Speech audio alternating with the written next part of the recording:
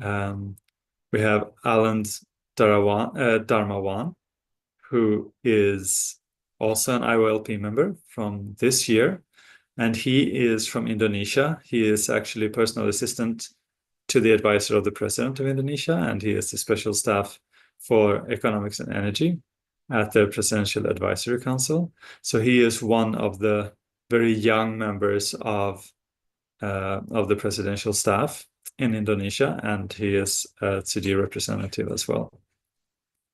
We got Yo-Yo, who is doing medical research and is a recent Tzu volunteer in New York. Heide Chen, who is a youth advocate. She is only 18 years old, from California, from Irvine. And Jia Fo from Tzu Malaysia, who is a mentor for IOLP and has been for the past 3 years. So it's a very interesting team, a lot of different specialties, a very young team, very dynamic team. So we're talking about a very active, fun, and future-oriented team for Tzu and at the Summit of the Future, which I think was very appropriate. So the Summit of the Future, it was held on September 22nd to 23rd. And it's a very, very important moment in the United Nations history.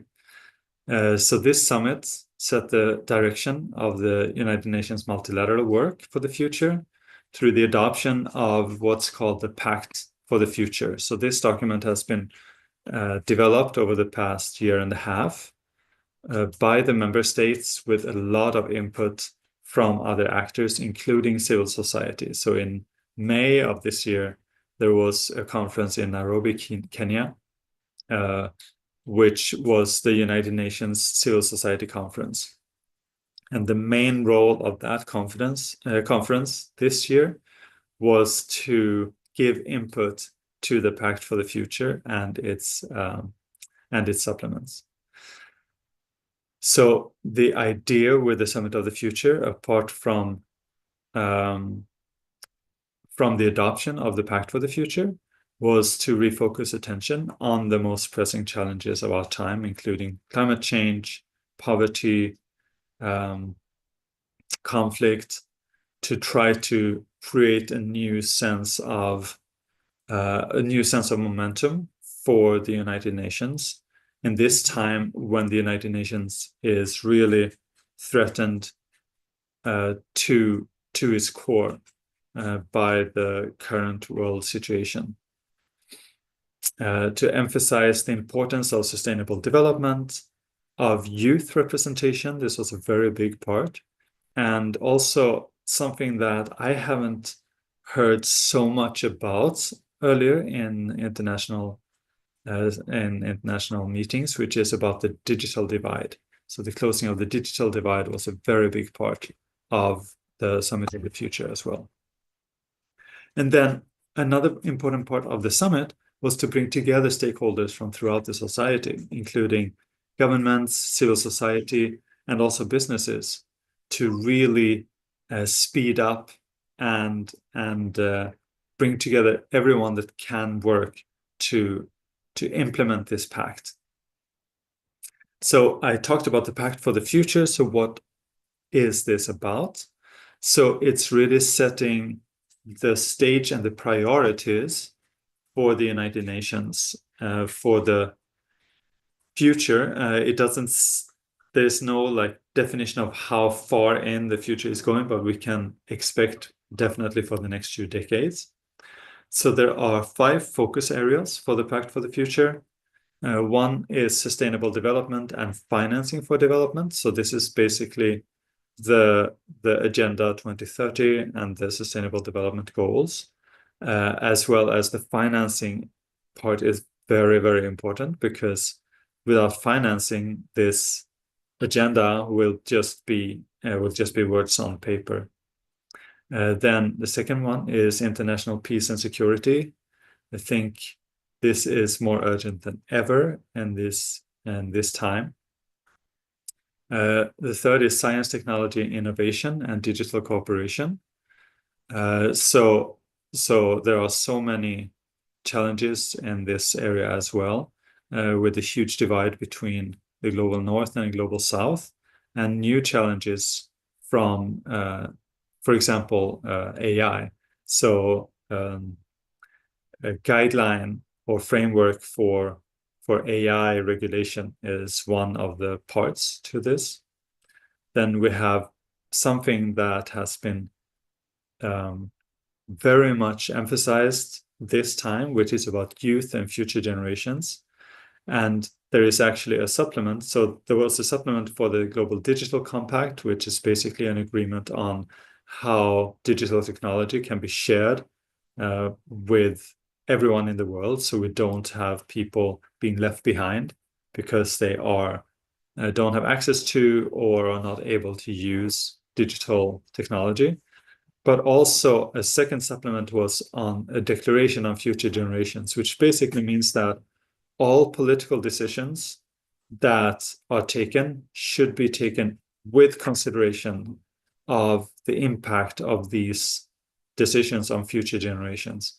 And this might seem almost obvious that, of course, we need to keep in mind the future.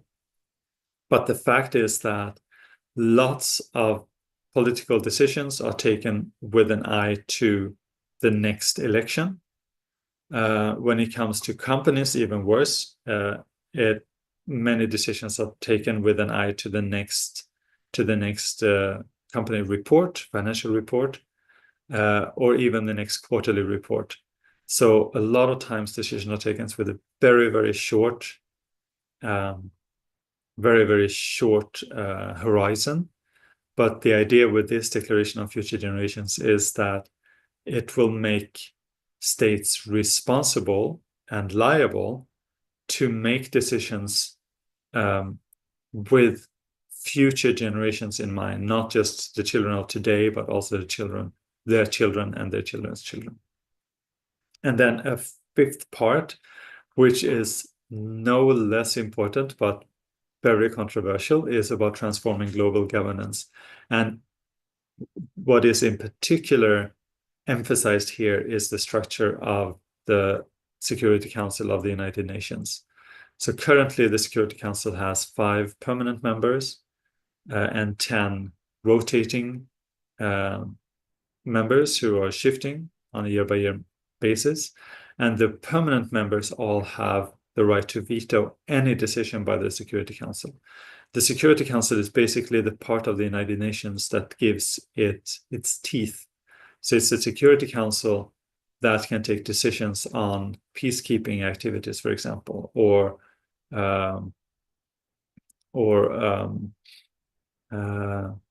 what's it called when a state gets the punishment for states for example, implementing restrictions on the movement of people or of money, of funds.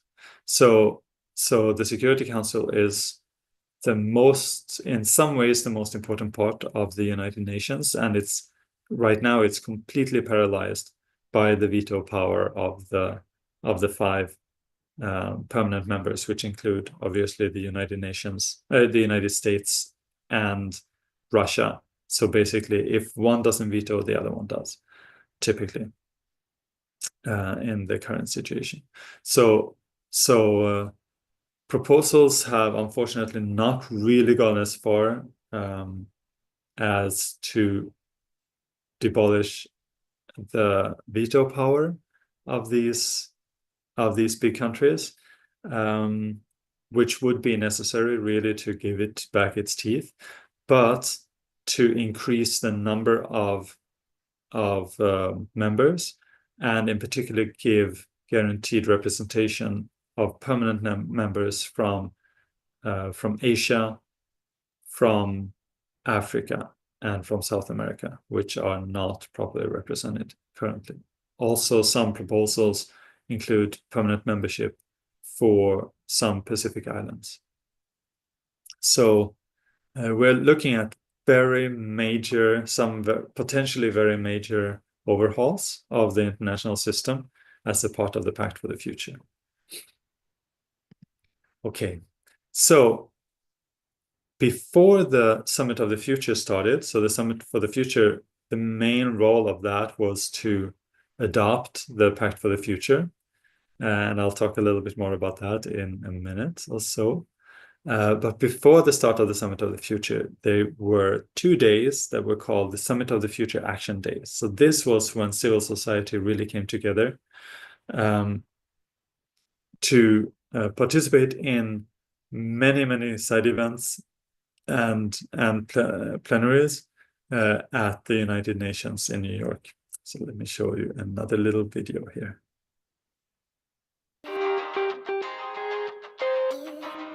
Today we have this opportunity to come to New York, attending those conferences during the Climate Week. In our International Youth Leadership Program, we have delegates from Malaysia and maybe in other countries as well. I think giving this insight to the young children about the importance of environmental protection, they know that, oh, I can contribute by my own individual action. Our delegation of youths bring in different expertise, different experiences, and that's also something that we want to see is the youth engaging with each other. How do these youth work together in order to create a future that is suitable for all? Honestly, I actually learned a lot, and I interact with a lot of the panel speakers and also participants from different walks of life. They also taught me a lot of the social skills, networking skills that I actually need in this occasion. I'm so glad that I'm joining this event, and then I have our mentors here as well. Yeah, they are teaching me a lot of things.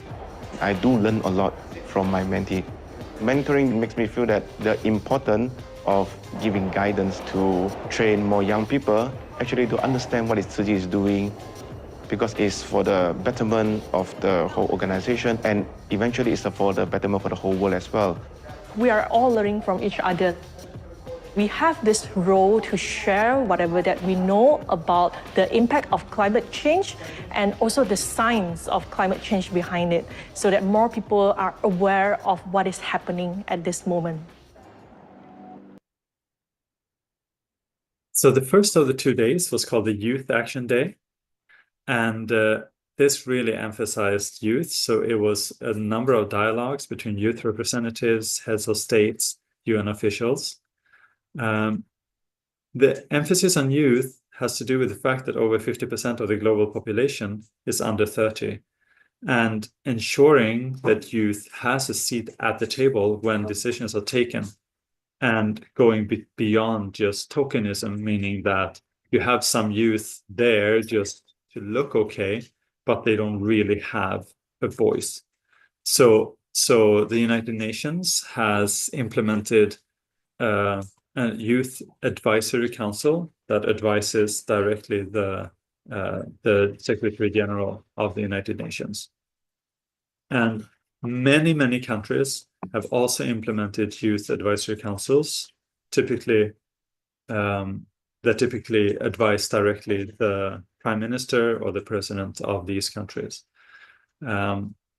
Actually, interestingly, the developing world seems to be ahead of the developed world when it comes to youth representation in government, which I guess in a sense makes sense, since they have a much larger young population and a growing young population, whereas most of the developed world, including Taiwan and the United States to some extent, but definitely Europe, is actually turning into an aging or even super aging society.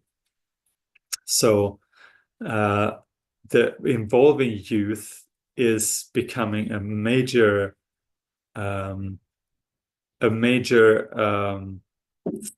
priority for United Nations and for countries, because any action you want to take, you need to have the youth involved. And why would they care to be involved if they don't have a seat at the table? So the Youth Action Day included 6 parallel sessions, and I think it was very interesting, a lot of fun. including gender equality, intergenerational solidarity and equity, human rights, peace and security, digital future, inclusive digital future, strategic foresight in climate and sustainability, and innovative solutions in humanitarian action. So I participated in a lot of very interesting sessions. I think all our delegates really enjoyed it. And Tzu Chi actually had one side event in the United Nations building in a fairly large room, which was completely packed. It was one of the most popular side events during the action days of the Summit of the Future, and it was called Room for Optimism. And the Summit of the Future has been something that the UN has been trying to do in order to reformat or re-envision what the UN can do for this world.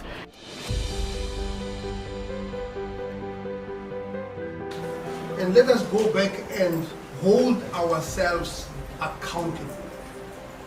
We really are the agents of change, and that change actually starts with us. And I think one of the things we need to put our eyes on is how do we get more Africans on this table? Last year's General Assembly was attended by only 3 delegates from Africa, a continent with 54 countries. We just finished the side event for the United Nations Summit of the Future in collaboration with the Baha'i International Community alongside a beautiful cohort of other civil society organizations called the Room for Optimism. In challenging times, optimism is particularly important. The UN is quite good at telling us all the challenges we face, and we need to know those. But we also need to know how we can overcome them.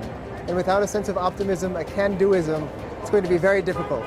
So this year, we recognize that in order to ensure that the summit has a narrative of success and optimism, that we must hold a similar conversation. Over the past 3 days, we've been working tirelessly to bring in individuals and organizations' perspectives into space and community together. For the past 3 days, we've been recording interviews. We've compiled all of those, which we then showed today at the United Nations to a packed room.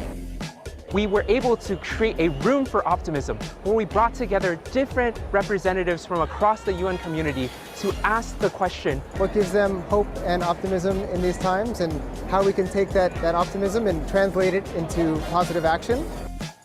And we think at the Summit of the Future, this is a prime space to be having this conversation to ensure that the words on a page from the UN become a lived reality. And not only were we able to show this film, but we also had the opportunity to also be in dialogue with everyone in the room. In a world with so much adversity, so many struggles, it's just so important to always stay positive, because positive is the only thing that's going to impact change. And I feel really grateful that they're giving young generations a chance to do this. My biggest takeaway was how we define optimism as 1, hope, as 2, courage, and as 3, which is example. And we feel this energy together here in the Summit of the Future. The message I want to bring back with me is start where you are and focus on what you can do. It doesn't matter if it seems small. Every action drives momentum and it inspires others to join. All good things come from collaboration. If you want to go quickly, you go alone. If you want to go far, you go together. To have this message of optimism and hope be given to our youth by policymakers and those who are actively shaping the trajectory of our world, I think is a powerful reminder that there are still good people working on these issues and ensuring that we can leave behind a better world for future generations to come.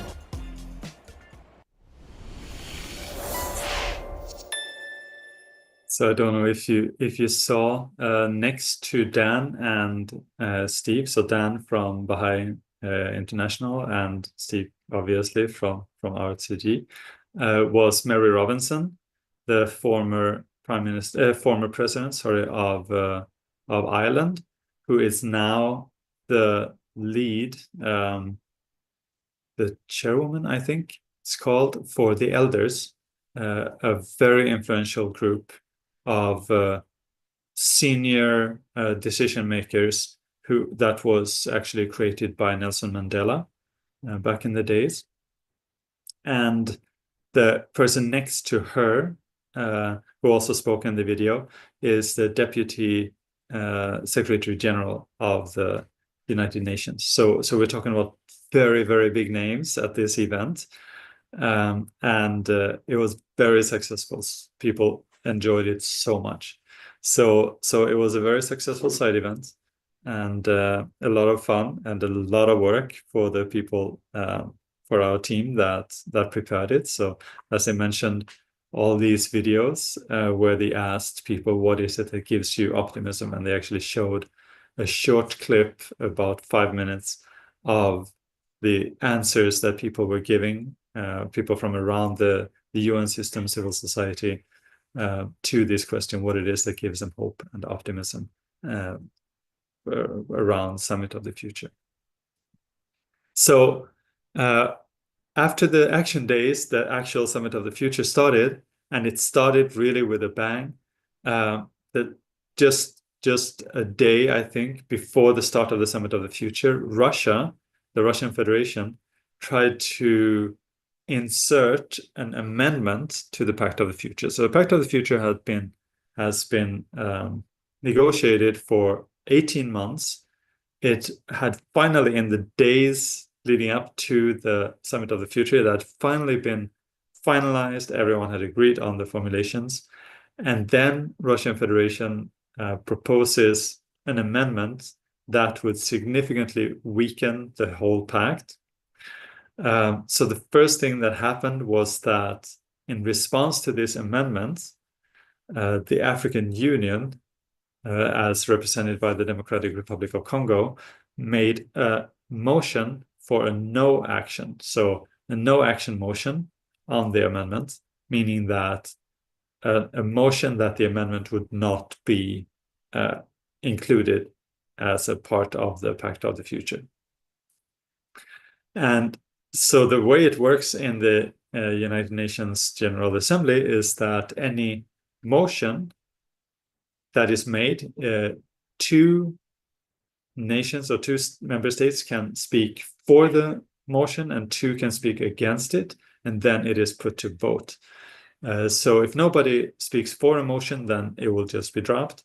But they also have a chance to speak against it. So Mexico and another African country, I think it might have been Cameroon, spoke in support of the vote, meaning in support of the no action, whereas Venezuela and Belarus, who are both close allies of Russia, spoke against the no action motion, meaning that they wanted to include this amendment.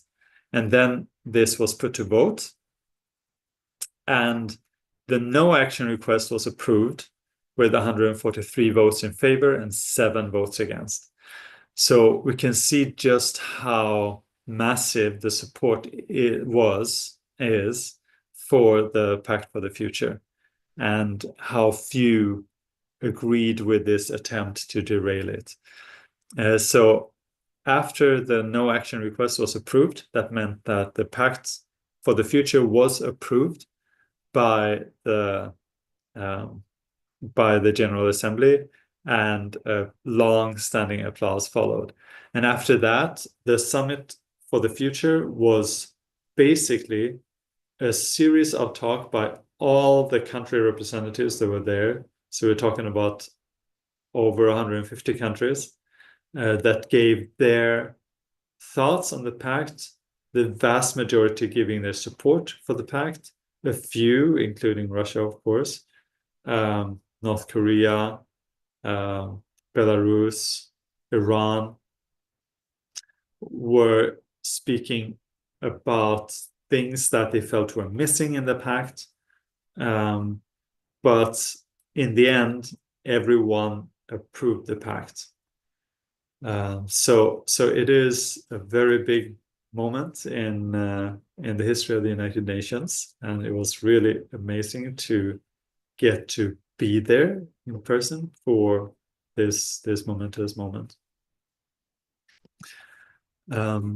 So a couple of recommendations that we can give to Tzu Chi based on the summit and the action days. So the Pact for the Future is very well aligned with Tzu Chi's current efforts.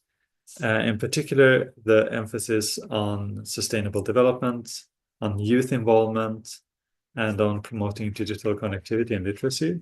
So this is all a lot of things that Su Ching is doing, but I think we could also strengthen some parts of our efforts, in particular when it comes to youth empowerment and projects relating to the digital connectivity and literacy.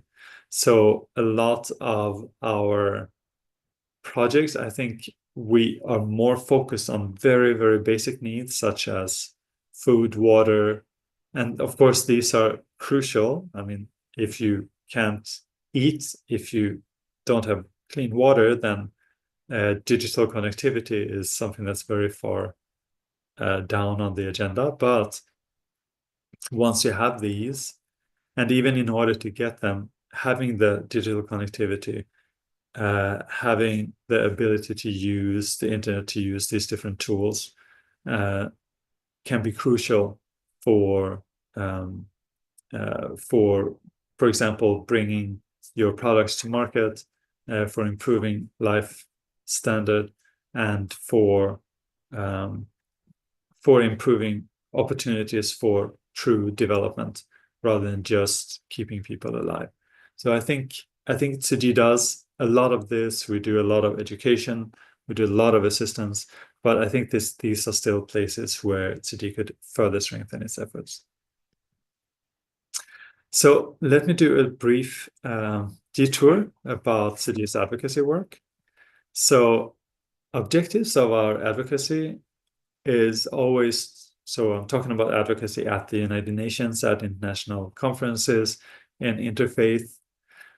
It's always to remind policymakers of the crucial values of love and care, compassion, empathy, respect for life, and awareness raising around our focus themes, and then partnership building.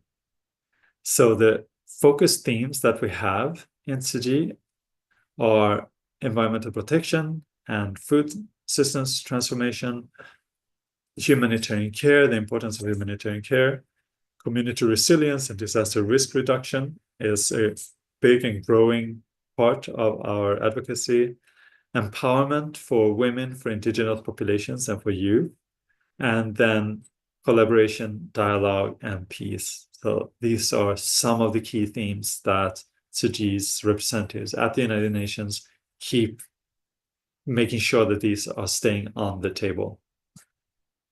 And the key methods that we have is, because we are so active, we have our volunteers around the world are doing so much work. So for Su Ching, it's very easy to use storytelling and examples. What Master says, say what we do and do what we say. We do a lot of partnership building, interfaith collaborations. Every single event that Su Ching has, we always have so many partners that are part of these events. And it's really the case that when we are working together, we have so much more power to actually influence things than we would possibly do if we were by ourselves. And a method, like how come that Su Ching is so successful in this partnership building, a big part of it is that we will participate in boards and councils like the Youth Council and always take on the work. So whenever Su Ching is part of some organization or some board, we'll always just do the work. And that's how you get respect, how you get your voice heard, how you get influence. So just some examples of successes in terms of Su Ching's advocacy work. So one very notable success is Food at COP.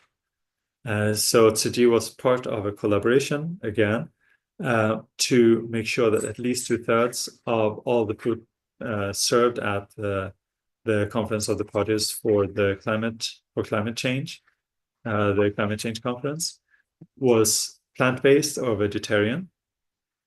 Then we established a Faith and Food Coalition, where we ensure that faith values are an important part of guiding food systems transformation, with the Food Systems Summit opening in 2021. We were part of influencing the UNICEF Sustainability and Climate Change Action Plan. So this action plan is really setting the direction for UNICEF's work moving forward. And we were actually the only faith-based organization to be consulted when UNICEF did this action plan. And together with UNDGC, which is the Department for Communication at the United Nations, we shaped and developed the Youth 2030 Youth Strategy and the lead up to the creation of the United Nations Youth Office. So these are pretty major impacts that CG has had over the years in our advocacy work. And we're not resting, keep going with this. Okay, so the next part, and this is the final part of my presentation, will be about New York Climate Week. So what I talked about was the Summit for the Future, and the Summit for the Future was basically Thursday through Sunday, and then New York Climate Week took over from Monday through Sunday the next week. And New York Climate Week is held every year. It's the largest annual climate event of its kind. It brings together over 600 events and activities all across the city of New York, including in-person, hybrid, and online. And it involves business leaders, political change makers, local decision takers, and civil society representatives of all ages and backgrounds, but not only from New York, but actually from all over the world. And it always happens at the same time as the United Nations General Assembly High-Level Week. So that's when all the country representatives are in New York. They're all assembled at the United Nations, and they all have this opportunity to participate and to listen to the voices of all these different organizations at these events. So during the Climate Week and also the lead up with the Summit of the Future, Tzu had, apart from the event that I already told you about, Room for Optimism, we had 4 additional events. So one was about going beyond GDP. So GDP is the standard way to measure development of a country, but actually it's very limited, as we'll hear in a minute. Another was about building sustainable futures through global community conversations, and it's called Living the SDG Lifestyle. So SDG is Sustainable Development Goals. Then one was called Harnessing Empathy and Compassion to Create a Peaceful Future for All. And the final event was called Youth as Agents of Social Change, a multilateral conversation on trends, best practices, challenges, and the way forward. So these were the 4 events that CG was holding at the CG Center. So let me show you another video about this. First of all, we want to deepen the understanding of limitations of GDP as a comprehensive measure of progress and well-being. So this panel was about discussing how we can move beyond the single dimension perspective of GDP and incorporating different factors in expanding a broader pathway towards achieving sustainable development. GDP is a really good metric, but it's not perfect. It has a lot of limitations. Being a purely economic indicator, it doesn't really measure things such as mental health, well-being, or awareness, or education, or even happiness in terms of the development in the nation. So is that part of the analysis of GDP? I don't think so, but where there is a gap, there's an opportunity.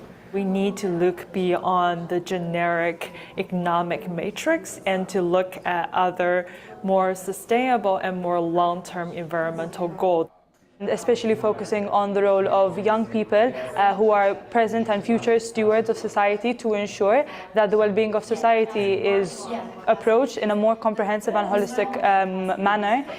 So it's really important that we empower them with the right resource and knowledge. But in order for these stories to emerge, there have to be spaces for young people to get together and share their perspectives. As you can see, it's youth events, and not all youth come with resources and come with the privilege of having a platform and having a stage. City Center playing a very important role to opening up this platform and opportunities for them to see how we want to move forward.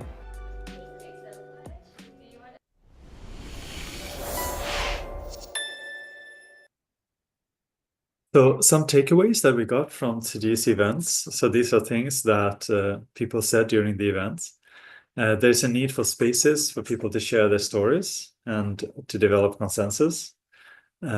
Empathy and compassion really need to be viewed as key skills for young people. So this should be part of education from an early age. There is a need to include marginalized communities in the discussions. Through storytelling, we can actually create the future that we want to see, and we can share it by creating a shared lived experience, just going beyond the statistics and bring the conversation to an emotional level. This is how we can really influence people's thoughts and feelings. And one person said that a revolution is needed to break down barriers of inaccessibility and to connect with people and find consensus. So consensus, compassion, and storytelling were really themes that went through, as well as the youth theme, of course. So apart from Su Ching events, there were obviously over 600 non-Su Ching events. And we had one reason why we had such a big delegation was because there are so many events. So we wanted to have people to go to represent the Su Ching, to bring back learnings, and to of course let people see that Su Ching is present. And some of the topics that we of the events that we went to included youth, women and girls, the path to COP29 and beyond, refugees, climate and health, mental health, unity building, nature-based indigenous and local solutions, food systems events, and events talking about technical solutions, especially when it comes to climate. So for me personally, the most powerful events were really these two. I went to a number of events, over 10 for sure, but these two were events that really, I think really impacted me and impacted my view on things. So one was about children and youth mental health, and especially the climate impacts on mental health of children and youth. And there were a number of youth representatives that were sharing at this event, and they were talking about how climate anxiety was impacting children and youth today, and how climate anxiety was for many kind of that last straw, the tipping point that adds on to many other anxieties in the lives and stress factors in the lives of young people. And these other stress factors are also made worse by climate change, including even physical things such as air quality and heat in school buildings, which add as stressors on youth. And they talked about the importance of community, the importance of having adults who know how to deal with children's emotions of anxiety. Some of these youth representatives had experienced how adults would say that, oh, don't worry about that, there's nothing to worry about, when obviously there are things to worry about. So they felt that they were neglected or abandoned by the adults in this conversation.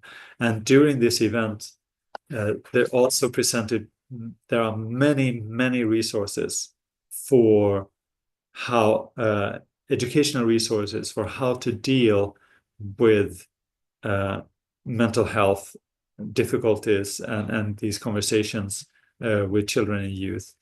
So actually, there are a lot of resources out there for teachers, for parents, for communities, but most people are not aware of them. And even if they were aware of the issue, they don't know where to find these resources. So that was a very powerful event. Another very powerful event that I enjoyed a lot was this event that you see to the right, which was about listening circles as a tool for building unity with groups in conflict. And the lady that you see that is holding my hand there, she has been doing this work for over 50 years. And she has worked with Jews and Arabs, for example, to help bring the possibility of peace in the Middle East. She has worked with Black people and Jews. She's a Jew herself, so a lot of Jewish work for her. She held this event together with an Arab, a Muslim woman. They have been working together in this organization for decades already. So there is a lot of information, a lot of training, and this organization exists in almost every community. So they have a lot of resources for training people in organization in how to use listening, active listening, as a means for reducing conflict. And I think today, especially in the US, active listening is something, listening to each other is something that is really crucial to be able to move forward at this point. So some takeaways from the non-Tzu Chi events includes the importance of upskilling youth for the green transition, and especially girls. Girls are usually much less are less educated when it comes to the STEM, meaning science, technology, and mathematics, engineering and mathematics. And I think this is somewhere where Tzu Chi could definitely emphasize, for example, in our tuition assistance, to emphasize STEM programs for girls. Another part, as I mentioned, mental health and climate anxiety. So actually, if we were to train Tzu Chi volunteers, they could really bring a lot of awareness of resources and training to communities, parents, and teachers, which could have a huge impact on the young generation. Nature-based resources, the importance of nature-based solutions. This is among the most effective mitigation methods for climate change. And I think we could really play a role to advocate for this and also to implement nature-based solutions. Then one thing that came up a lot was the importance of viewing local communities, indigenous populations, and refugees as a resource rather than as a problem. So I think this is something where also Tzu Chi could help a lot. Then, of course, we have the whole COP and climate change process, which is right now under severe threat. And I think Tzu Chi has an important role to play there to help focus on the key issues and keep these on the table. And then the last part, the last takeaway, is really the importance of youth, something that was an ongoing theme throughout this, both the Summit of the Future and the Climate Week. So let me end with a little final video here. Over the course of the past week and a half, Tzu Chi's been able to come together here in New York City to engage with both the Summit of the Future process and New York City Climate Week, to be in community with our UN family members as we reflect on what are the ways that we can really work together to make the world a better place. At the same time, we're seeing our youth become empowered as they continue to learn and grow in this place. And in that way, there's a really beautiful sense of hope that has emerged. I'm super hopeful because from a Tzu Chi context, we're providing a lot of platforms and opportunities. Tzu Chi, especially Tzu Chi Center, providing this space and platform for a lot of dialogue to happen. We had a panel about youth associations. Everyone is advocating for something they're passionate about. We just turn everything into a round table, so everyone is equal. Feel free to share. We have young people on the ground in literally every corner of the globe. We are young, so nothing to scared of. Just try whatever you want to try. We do come up with several solutions as well. Youth from different sectors, youth from the global south. That can be taken into consideration. Thank you. Thank you so much. Okay, and with those words, I would also like to thank all of you for listening and for being here this morning. Thank you so much. Thanks so much, Johan, for the great sharing about the great excitement that you have the summit of the future. And you've given great insights, especially Su Ching being represented by the youth, and bring on the subject on the intergenerational equity, which is extremely important, given that most of the leaders are old people. And the future is with the youth and not with us who are older, of course. So maybe the youth should actually start ruling the world instead of the older people.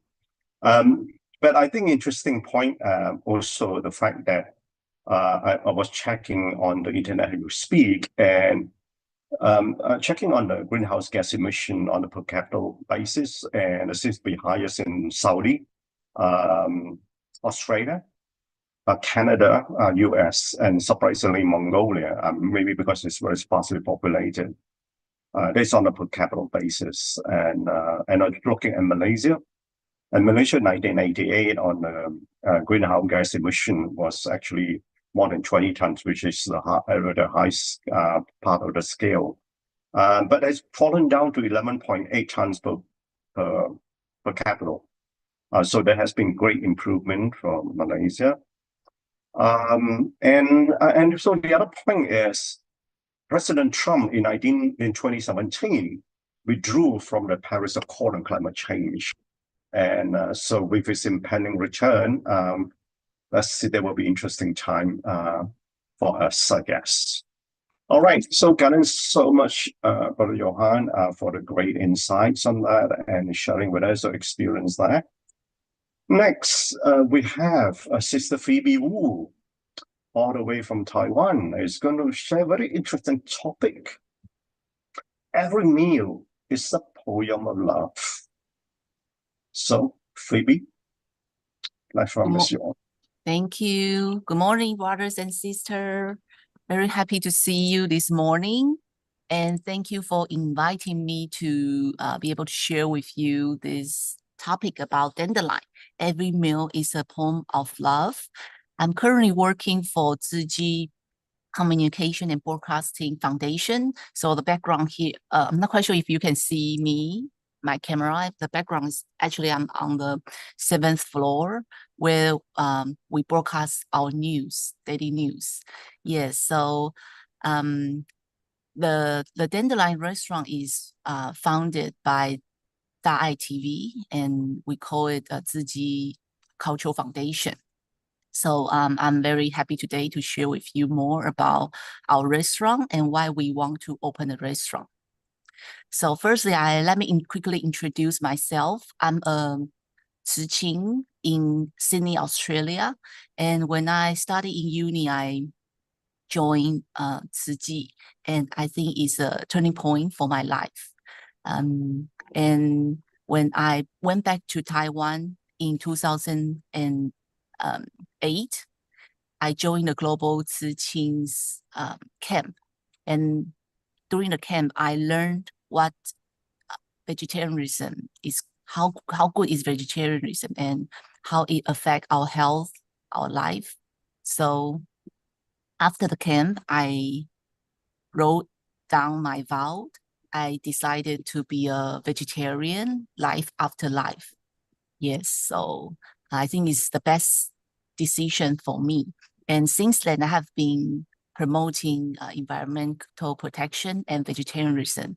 And many of my family and friends have also changed their diet to vegetarian or eating less meat, more veggies.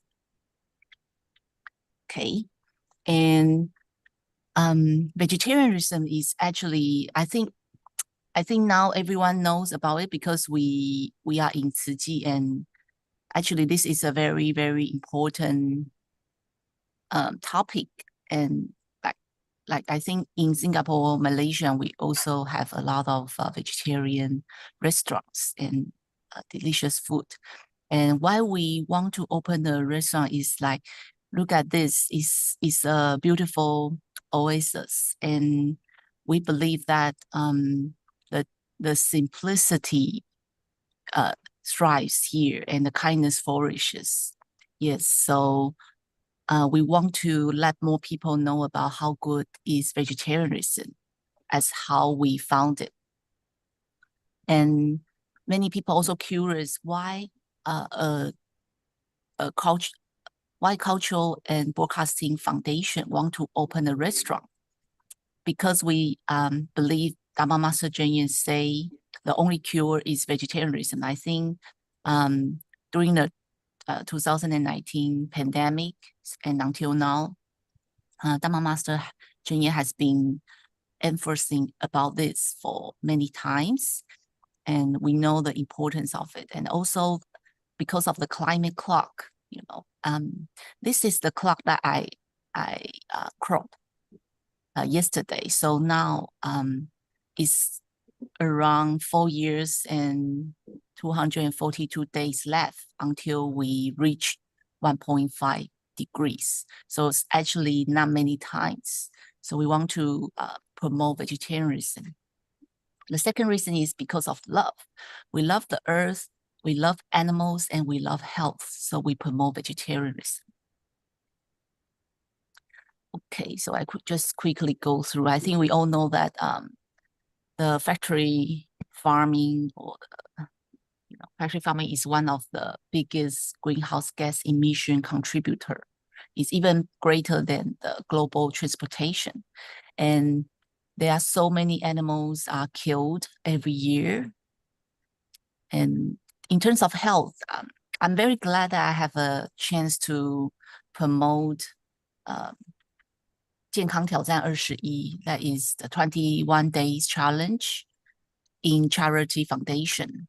Yes, for 2 years, and also work with Dr. Adis and Dr. Su Ching. We have a team and we promote that. So I think we all know that plant-based diet is very good for our health, can even reduce the chance to get chronic disease and cancer. And unfortunately, Taiwan, cancer is the biggest death cause in Taiwan. Yes. And the third reason why we opened the restaurant is we want to promote Da'ai friends. You know, we in Taiwan, we use Line, and we use this platform to share what Da'ai television or Da'ai broadcasting, you know, what kind of program we have. And we want to share this kind and good information and videos to all our Da'ai friends by Line. So it's also a good way to promote this and reach out to more people. Terima kasih ya. And in Taiwan, when you join, I mean, not only in Taiwan, I mean, when you come to Dandelion, if you join the Da'ai friends via Line, you can get a discount, 10% discount. So that is also intensive for more outsider or other neighbors when they come to Dandelion, they are more willing to join this Da'ai friends. And we are able to share with them about Ziji's value and some good and kindness information. So in Dandelion, our philosophy is respect for life and spreading kindness. And here, every dish is is not only a healthy choice and also a profound tribute to the earth and all life. So we aim to create an eco-friendly and harmonious sustainable future through plant-based cuisine, allowing each seed of kindness to soar like a dandelion, planting itself in the heart of those destined to receive it. And we know that there are many options to help the earth to cut down our greenhouse emissions, but we believe that actually taking a plant-based diet or vegetarian diet is actually the most economic way, and actually it's easy to change. You know, just everyone can start from eating less meat and eat more veggies. Okay, so just let me, I'm not quite sure how many have you Have you came to Dandelion before? Yeah, but so let me share with you and about our restaurant. The restaurant's Chinese name is Changbu Qing. Yes, and Changbu Qing is a bodhisattva. Yes, I'm sure you know it. Yeah, the Changbu Qing we translated as never disparaging. This bodhisattva believes every being, whether humans or animals, holds infinite potential and can gradually elevate their consciousness to enlightenment. So we use Changbu Qing, Bodhisattva's name, as our restaurant name because everyone is very curious about what is Changbu Qing. So they will ask our staff, and then we will be able to share with them this story, and we hope to share with more people about respectful life and spreading kindness. Our restaurant's English name is Dandelion. The dandelion symbolizes lightness, hope, and freedom. Its delicate seeds float on the wind, spreading kindness and blessing, which is the flower's very meaning. And in our restaurant, later on I will show some pictures. We have quite many dandelions pictures as a decoration. And the good news is that our restaurant has been open for more than 1 year since last year, 16th of October. And our restaurant is a busy restaurant in Guandu. And we have served more than 20,000 guests until now. And even it is in the weekdays, we have around 80 customers during lunchtime from 11 to 2. And on the weekend, we probably can get over 140 people. So we are glad that more and more neighbors or the staff working around this area come to our restaurant to support us, and they will most of them are enjoy the food that we provide. Okay, so of course, Ziji, we open a restaurant is not just a restaurant. We have missions. And here I'm going to share with you the 4 missions that we have. First is we use local food. We try to cut down our food footprint. So we only use Taiwan's food and seasonal food. So the veggies, we try to eat the seasonal veggie and don't buy imported food. And some of the seasoning like garlic powders or some special seasoning is hard, but we try like the rice and veggies and all the whole grains. We try to buy made in Taiwan. And we want to also promote a healthy, balanced diet. So you can see that on the left pictures, this is our special set meal. It's only costs $300 NT.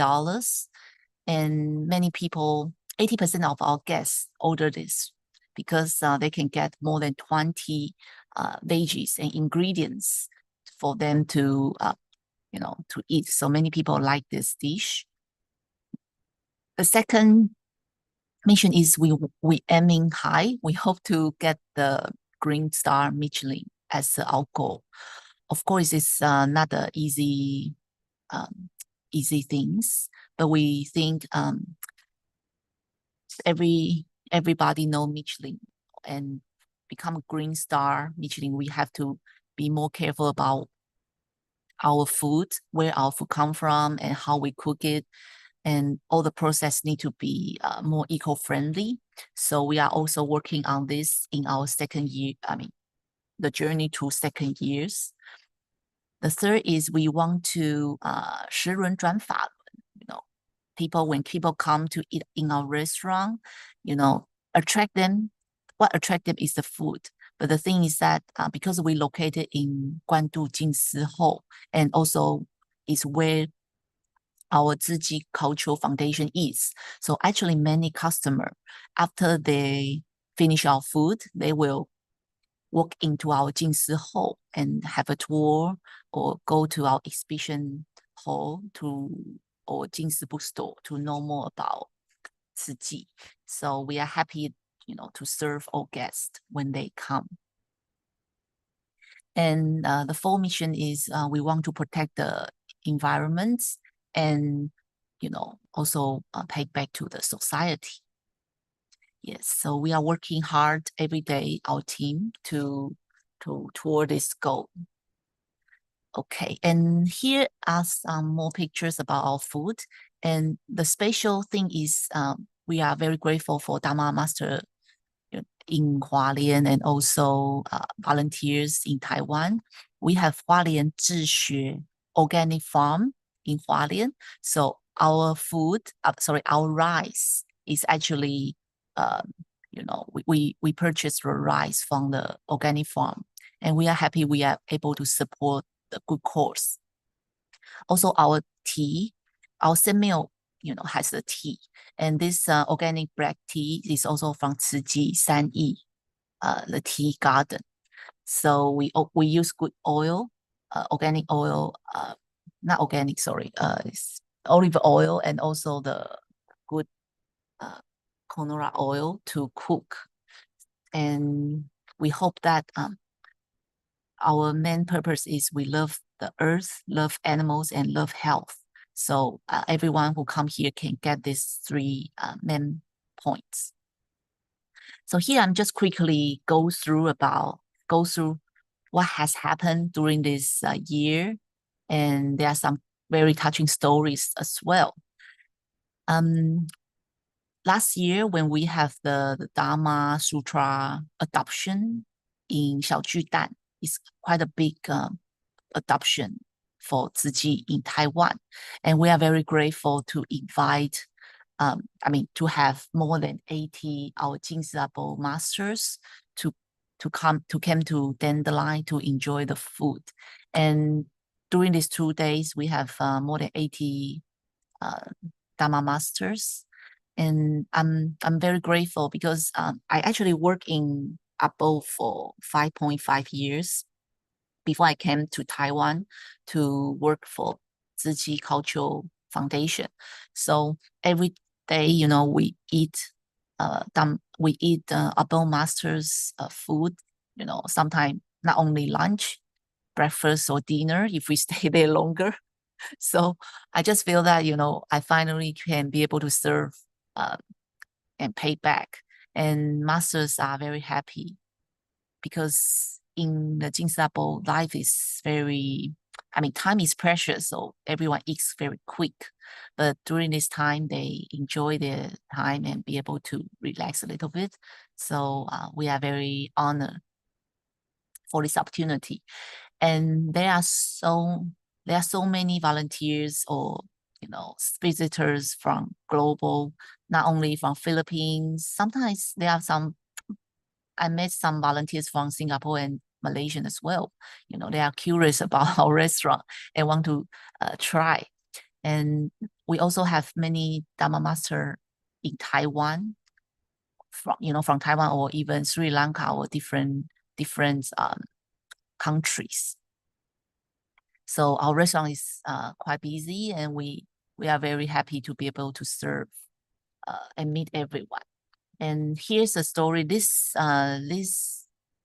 grandma, she is 98 years old, and because of her teeth, our food kind of many fibers. So we know that her teeth is not so well. So our chef, cook it for longer and also cut down some of the veggies into pieces.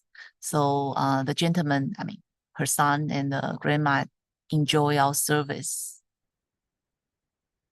And we have a brother called Chen Jinghai. He is a volunteer nearby our region. It's only around, I think 15 minutes away where his community is. And he vows to invite 1,000 people to Dandelion to enjoy the vegetarian food and also walk into Tzu Chi Guandu Jing Si Ho to know more about Tzu Chi. And I think until now, this 1 year he's already reaching more than 500 people. And monthly, he invited around 40 to 60 neighbors, those people who never walk into Tzu Chi and never try vegetarian food.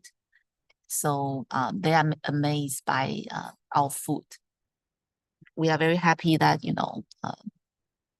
Brother Jinghai Shishong can help us to invite more outsider and people who never ever walk into Tzu Chi to able to come to Dandelion and enjoy the food. And here there are also two stories. This on the left is mother taking her to kids to Dandelion, her children, and the children actually participate Tzu Chi childcare activities, but after 15 years they never come, because of they are busy, and because she knows we have this new restaurant, so she invite her children to come to Dandelion, and afterwards they walk into our exhibition hall to know more about us and Tzu Chi.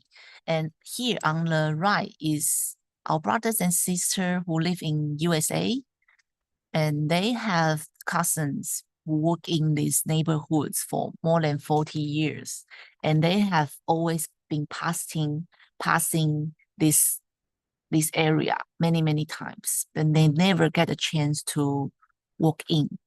Many people think, this is only probably for Tzu Chi people, Tzu Chi volunteers only, so they don't know if they can walk in, or they don't know what we are doing.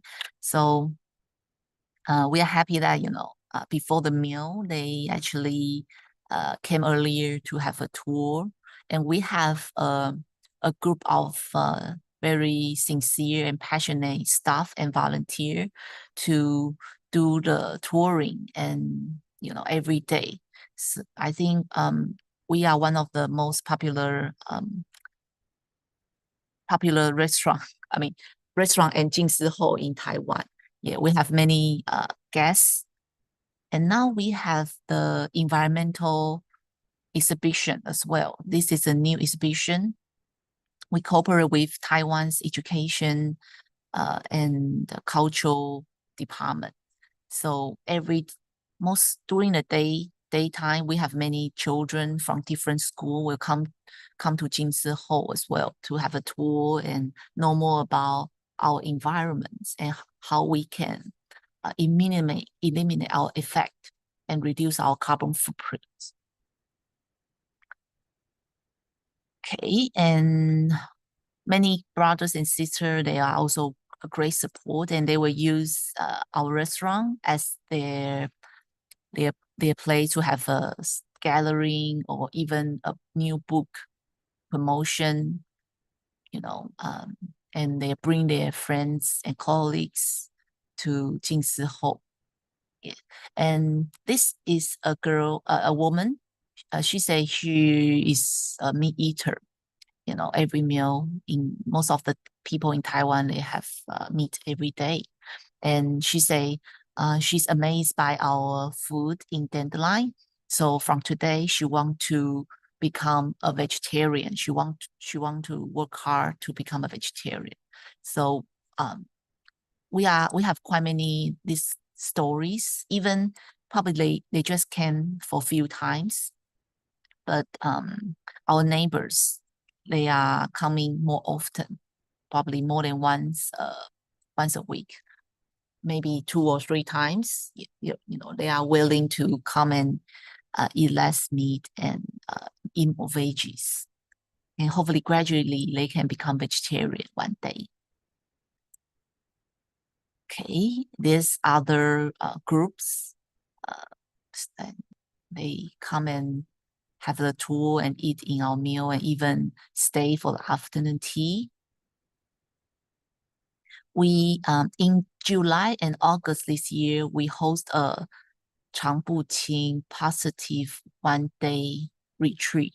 So it aims to attract the workers around our neighborhood because we have ASUS, the big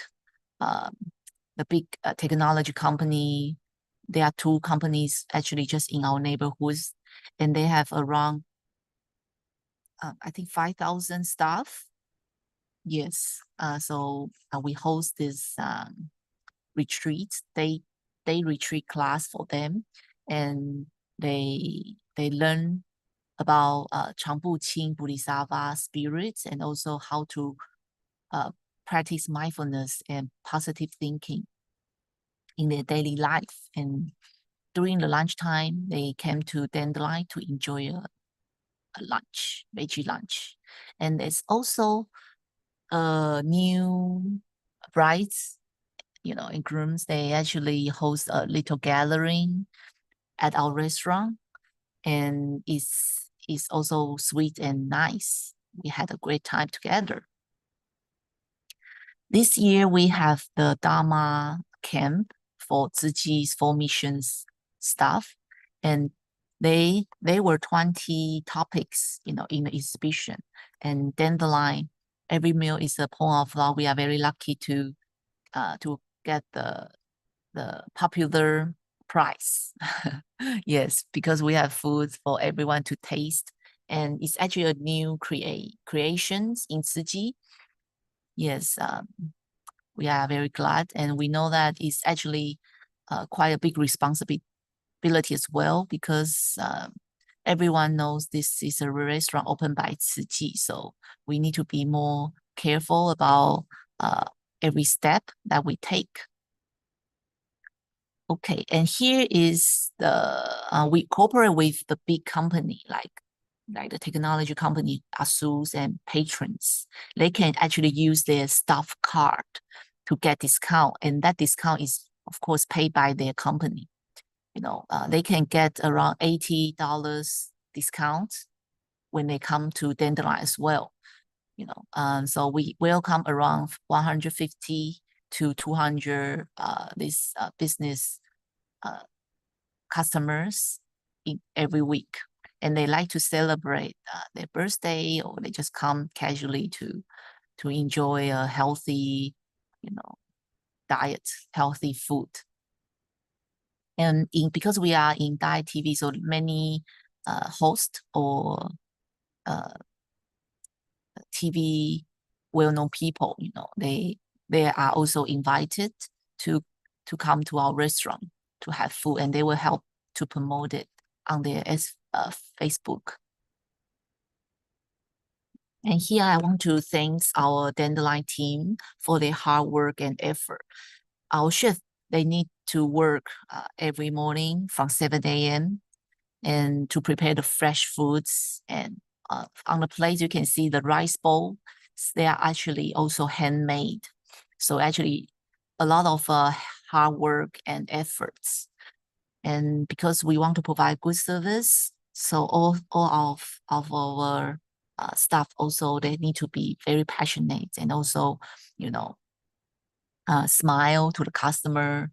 And I personally work in the restaurant for 3 months last year when the restaurant just opened. Yeah, I worked there as one of the team, and I really admire our team because it's actually a very hard work, and standing and smiling and being so passionate to every guest actually is also energy consuming. So after 3 p.m. I just feel like all my batteries are already died out, but I still need to do a lot of admin work or financial work or planning work. So I need to rest for around 1 to 2 hours to calm down a little bit, and then start to do some admin work. Yeah, it's not easy. Yeah, for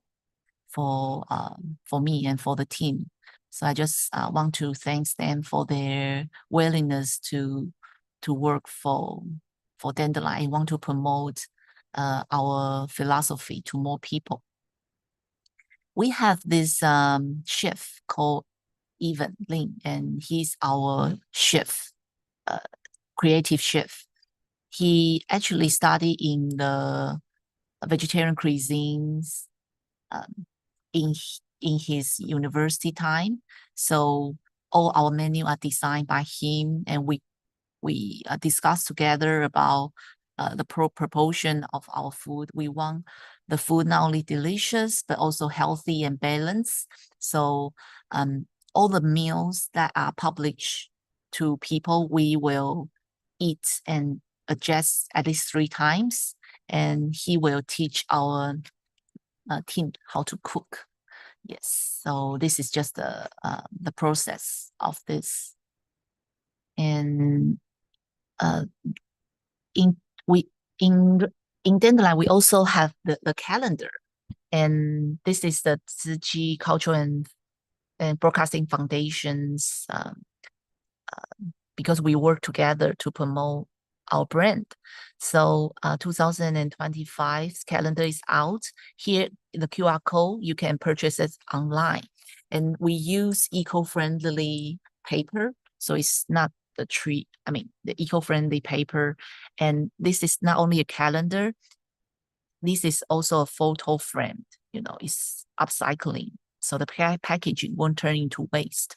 And here you can even light up a xiang. Yeah, you can put it here, when you study or do the chanting. Yes, so we also put a lot of hard work to promote vegetarianism and our brand as well. So if you are interested, you can purchase online. Yes, it's not available in the Jingsi bookstores. Yes. Okay, and we also have Facebook and IG. So you are more than welcome to follow us. Facebook, you can just type Changbu Qing Dandelion, and you can see the Facebook group. And our IG account is Dandelion, Dandelion 2023 October. Yeah, 202310. Yes, that's when we open. So we invite everyone to give us a like and share our post. Yeah, to let more people know about Dandelion. Okay, so here we actually taking another step. We want to cooperate with all Tzu Chi's foundations. And this is an example that we work with Tzu Chi University. Actually the coffee beans is we purchased from Tzu Chi University, and this is a cup of coffee and a story of love and dreams. Tzu Chi University and a coffee shop have joined hands to create a learning in cups program, provide a valuable opportunity for international students to not only learn coffee skills but also earn their living wages. So the beans is used in these programs are all Rainforest Alliance Sustainable Certified. Each cup of coffee is a crystallization of the students' efforts and dreams. So we want the customer, when they come to our restaurant to have a cup of coffee, they are also supporting them in the journey of persuading their dreams. Yeah, so we want to, we open for lunch and afternoon tea. And here, the afternoon tea, we have this coffee. And next Tuesday, we will also launch a new product. On the left, you can see is Taiwan's local cuisine. It's called Dou Hua. It's made from yellow beans and fermented as well. And we work with this very famous Bai Shui Dou Hua. Is actually Taiwan's national banquet dessert. I think he's one of the top 3 Dou Hua shops in Taipei or even in Taiwan. So he's well known, and his shop in, his restaurant, Dou Hua shop everywhere. You have to line up to eat. So we cooperate with them, and we learn we sent our colleagues there to learn how to, we get their materials, yes, to our restaurant, but we need to like scoop up the douhua and decorating, all with all these things. Yeah, it also took a lot of efforts. And the founder, Chen Yi, he is founder of the Baishui Douhua. He developed this delicious and nutritious douhua for his mother, who was a vegetarian for many years, to supplement her diet with rich protein and minerals. So this douhua is made with Taiwan's Xue mountain spring water, adding deep sea water from the Pacific Ocean on the east coast of Taiwan as a nature coagulant, rich in minerals, to make this douhua. Yes, it's in the morning, so early. I think if we haven't had breakfast, we would like to have this douhua now. Yes, and we have many families, they take their kids on the weekend. So we are also working, not only working with this brand, actually we have worked with at least 4 brands to import their quiche, their desserts, tiramisu, and all these brownies. We try to work with them. And our restaurant is plant-based, and we work hard toward these goals. Now we only have quiche that have a bit of dairy. But the thing is that we hope that next year all our menus can be all plant-based.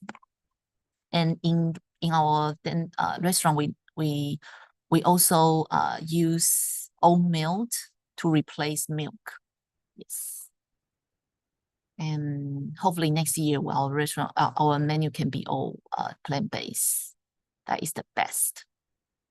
Okay, so here there are more photos about our food. It's all set meals. So not only they have this rice dish or noodle dish, it comes with appetizer and soup. And afterwards, we will serve Jing's organic black tea and also dessert. So now we open from Tuesday to Sunday, 11 to 5 p.m. We not open for dinner is because in this area, a business area, and there are not many people come to this location to have dinner. Yes, because it's all business street. So everyone afterward, they will leave this area to go back to their home. So if we plan to open more restaurants next year, so probably in other area, we will see what kind of opening hours is more suitable in that area. And we hope we have the opportunity, and as well, we hope maybe now is 2005, hopefully in 2026, we can go to Malaysia or Singapore to open a dandelion restaurant as well. But I think it will also need our Ziji's a team in Singapore and Malaysia to support us as well to make this happen, because opening a restaurant is really a hard work. It actually took a lot of time and efforts, and there are so many details you need to pay attention to, like where your food come from. And it's not only about this food. We have like more than 100 ingredients, we use every weeks, and we need to be careful about if the ingredient is safe, and if all the process is hygiene, and there's a lot of hard work and management SOP to be followed as well. Yes. And next year, when Ziji Cultural Foundation's anniversary, our team is gonna launch a new event. It's called Veggie for Earth, Meals for Africa. And our team are still working hard every day to make this happen. Yes, so if you join 大爱 Friends, if you have Line, you will get this information, or even or just follow Ziji's Open Dai TV, or follow Ziji Dai News on Facebook, I think you will get the information. So if you get the information, please support this good cause. We hope to fasten our pace to promote vegetarianism and influence more people to like the veggie diet and eat less meat. And one day, they can become vegetarian. So here comes to the end of my sharing. I'm very grateful to have this opportunity, and thanks everyone for listening. We all know that the climate clock is ticking and life is short. So let's us, try to inspire more people to have kindness and blessings. And also we hope this kindness and blessings is not only to humankind, but it's for all creatures. So hope everyone can become vegetarian and pray for the world. Thank you for listening, and hope to see you at Ziji Cultural Foundation and Dandelion. Thank you. Thank you so much, Sister Phoebe, for a really enlightening, passionate expression of your great work they've been doing in Dandelion. And when your title says a poem of love, I can understand the artistry of the food that comes from the heart that you have been serving, and one has been a great initiative. And also there's a reflection of the great love of Su Ching that Master has been trying to promote. Now, you mentioned about dandelion. Why dandelion? Why the name dandelion? Why we named dandelion?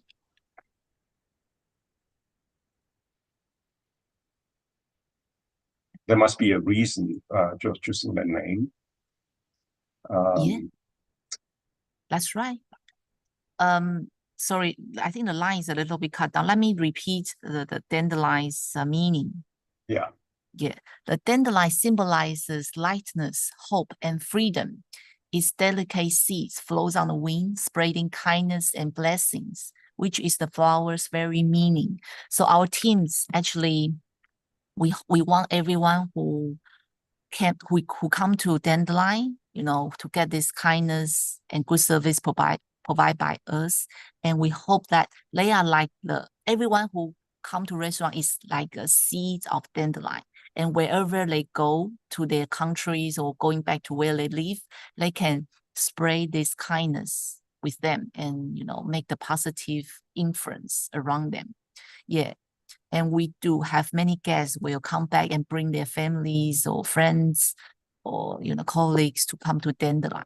So we are glad that we are very fortunate to have many guests come to our restaurant. And if you want to come, you really have to make the booking. It's better to reserve a seat because sometimes we are fully booked during lunchtime. Thank you. Yeah, fantastic. Dandelion flower stands for hope, healing, and resilience. And when I suppose when a lot of youth they'll take up a dandelion, they blow it at the face of someone. It's an expression of love, and hoping that the love will be returned. So great, yeah, it's bringing the seed of love all over the place, and an excellent theme and a name for the restaurant. All right, Gannon, so much. Sister, if you can get up from the slide, I'm not sure whether we can. Yes, sure, no problem. So you can turn on your video, and I forgot to take the photo earlier actually. So you can turn on your video, and if someone can take the photo. Yes, is everybody still there? I'm so admire you. You guys are waking up you know so what? early every day. Sister Phoebe, you've got Sister Stephanie who's already started the volunteer for Malaysia. Oh, Okay, your talk has inspired her, and she's oh, already put her hand up, and she's willing to contribute. So you already got money. wow. Awesome. Thank you, Sister Stephanie. Thank you so much for so inspiring sharing and this great feel of blessing. We were at Guangdu 2 weeks ago, but we were not able to join to have a meal at the Dandelion. I look forward to having it in Malaysia. Yes, Thank you. You blow the dandelion, it's already hit Sister Stephanie's face. Okay. And for the seed of love. Thank you. Thank you. All right, Garnet, so much, everybody, for staying on to listen to Sister Phoebe, who has expressed a great sharing from her heart.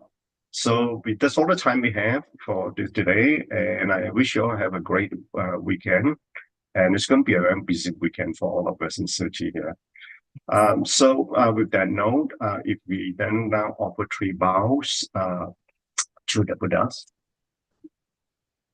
First bow. Second bow. Third bow. We also offer 1 bow to the both masters. Bow. All right, great. Garden, so much, you. brothers and sisters, for your great participation, and we look forward to seeing you again next week. Cảm ơn Brother Ching for most wonderful hosting. Cảm ơn everyone. Cảm ơn brothers and sisters. Bye.